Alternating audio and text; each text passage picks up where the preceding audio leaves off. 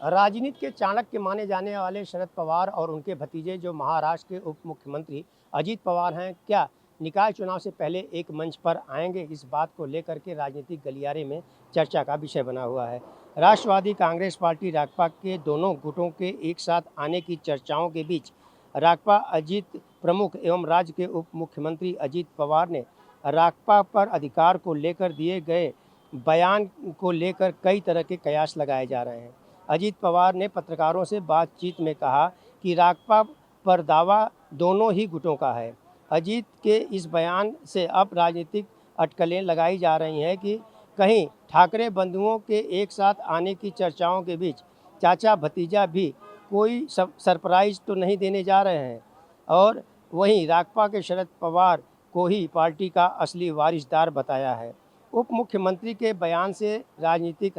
क्षेत्रों में देखा जाए तो हलचल भी तेज हो गई है। राक्पा में हुई टूट के बाद अजीत पवार ने पार्टी पर मालिकाना हक को लेकर के न केवल विधानसभा अध्यक्ष के समक्ष बल्कि चुनाव आयोग में भी अपने आप को असली राक्पा बताया था और पार्टी के मालिकाना हक को लेकर के मामला सुप्रीम कोर्ट में भी पहुंच गया था। लेकिन इस बीच अजीत पवार के बयान पर, जिसमें उन्होंने राक्पा पर दोनों गुटों का दावा बताया है,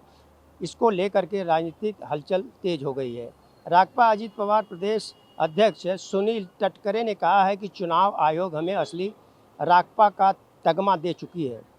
और इसलिए इस पर आधिकारिक रूप से बयान पार्टी अध्यक्ष अजीत पवार ही दे रह सकते हैं। उधर राक्पा शरद के मुख्य प्रवक्ता महेश तापसे ने कहा है, यह पूरी दुनिया को पता है कि राक्पा की स्थापना पार्टी अध्यक्ष शरद पवार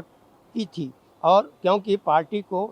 फर्श से हर्ष तक पहुंचाने का काम पवार साहब ने किया है, इसलिए पार्टी शरद पवार की ही रहेगी। तापसे ने कहा है कि इसको लेकर मामला सुप्रीम कोर्ट में चल रहा है, लेकिन इस पर अधिकृत बयान शरद पवार ही दे सकते हैं। अब यहाँ पर दो तरह के बयान जो आए हैं, इस पे राजनीतिक गलियारे में इस तरह बात की चर्चा चल रही है कि क्या अजीत पवार ने दोनों ही पार्टियों के, शरद पवार के पार्टी को और अपने पार्टी को कहा कि एक मालिकाना हक जो है पार्टी का दोनों पार्टियों के कार्यकर्ताओं का है, तो केवल अपनी तरफ खींचने के लिए इस तरह का बयान दिया है या कुछ और राज है, ये तो बाद में पता चलेगा। ऑन टीवी न्यूज़ के लिए कैमरामैन बालक साथ हरीश तिवारी।